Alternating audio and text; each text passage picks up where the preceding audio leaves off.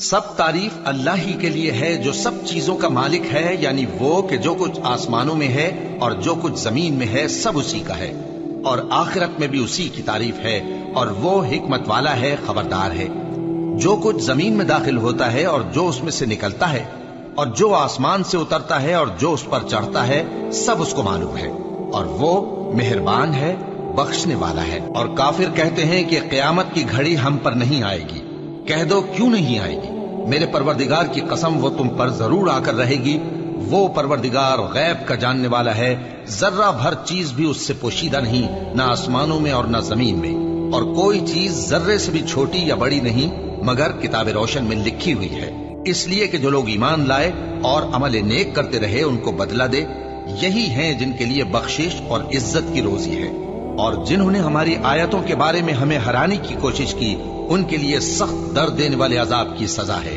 اور جن لوگوں کو علم دیا گیا ہے وہ جانتے ہیں کہ جو قرآن تمہارے پروردگار کی طرف سے تم پر نازل ہوا ہے وہ یقیناً حق ہے، اور اس اللہ کا رستہ بتاتا ہے جو غالب ہے، قابل تعریف ہے۔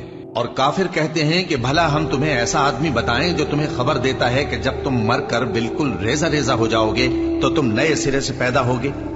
یا تو اس نے اللہ پر جھوٹ باندھ لیا ہے یا اسے جنون ہے۔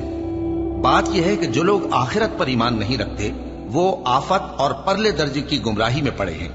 کیا انہوں نے اس کو نہیں دیکھا جو ان کے آگے اور پیچھے ہے، یعنی آسمان اور زمین؟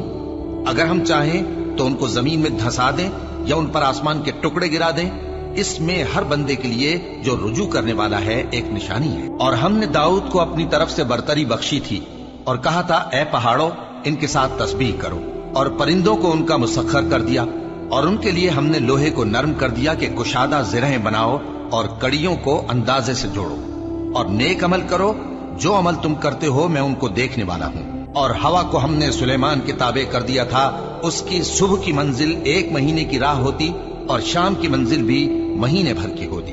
اور ان کے لیے ہم نے تانبے کا چشمہ بہا دیا تھا، اور جنوں میں سے ایسے تھے جو ان کے پروردگار کے حکم سے ان کے آگے کام کرتے تھے، اور جو کوئی ان میں سے ہمارے حکم کے خلاف کرے گا اس کو ہم جہنم کی آگ کا مزہ چکھائیں گے۔ وہ جو چاہتے یہ ان کے لیے بناتے، یعنی قلعے اور تصویریں اور بڑے بڑے لگن جیسے تالاب اور دیگیں جو ایک ہی جگہ رکھی رہیں۔ اے آل داؤد شکر کرتے رہو، اور میرے بندوں میں شکر گزار تھوڑے ہیں۔ پھر جب ہم نے ان کے لیے موت کا حکم صادر کیا تو کسی چیز سے ان کا مرنا معلوم نہ ہوا مگر گھن کے کیڑے سے جو ان کے عصا کو کھاتا رہا۔ پھر جب وہ گر پڑے تب جنوں کو معلوم ہوا اور کہنے لگے کہ اگر وہ غیب جانتے ہوتے تو ذلت کی تکلیف میں نہ رہتے۔